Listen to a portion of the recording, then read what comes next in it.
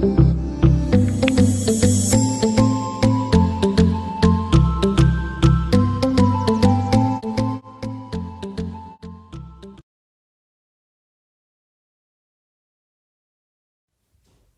students. So in the previous class we have discussed what is heating effect of electric current. That is converting of electrical energy into heat energy as well as some amount of light energy will be generated. Now what is the application of that heating effect of electric current? That means wherever we are going to use the heating effect of electric current. The first thing is you know that for example electric toasters, oven, heaters. In all these cases, they are going to use the application called Joule's law of heating. Based on the Joule's law of heating, so these appliances will work on the Joule's law of heating. Second application and a very important application, you might have experienced this. When we switch on the bulb, after some time if you touch that bulb, what you will observe there is a heat produced in that bulb. Not only the electrical energy will be converted into light energy, but also it will be converted into the heat energy here. Now what is this application which we are going to use in the case of bulb is, this is very important point. Bulb, if you observe that there is a filament in the bulb.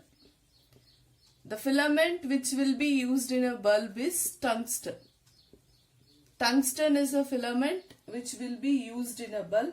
Why the tungsten filament will be used in a bulb means there are two applications in that. One is it can retain most heat generated. It can retain most heat generated.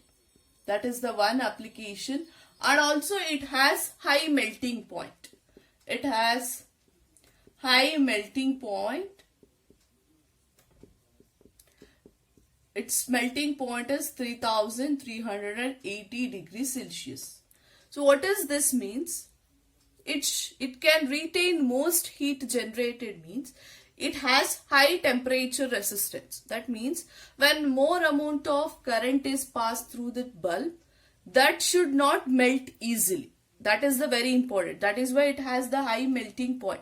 Even it is of the melting point of 3380 degrees Celsius, so that it cannot melt easily. It should not melt easily with generating the light energy, that is converting electrical energy into the light energy. And also it should retain most heat generated.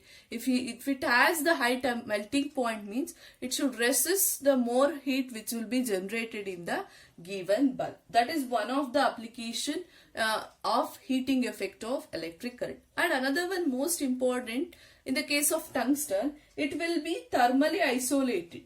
This will be thermally isolated.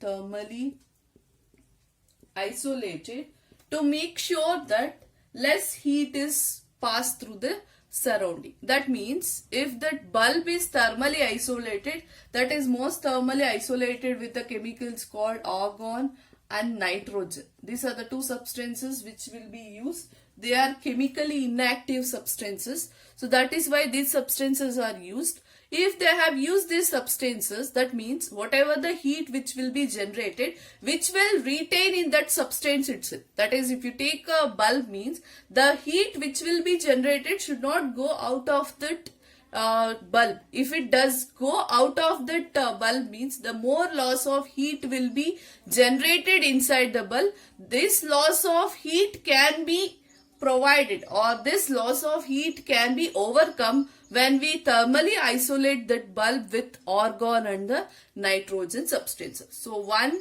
important point about the application of heating effects of electric current is the bulb which will be used, that is the filament in the bulb used with tungsten is the filament. What is the main important point under the tungsten is it can retain most heat which will be generated, and also it has the high melting point nearly 3380 degrees Celsius.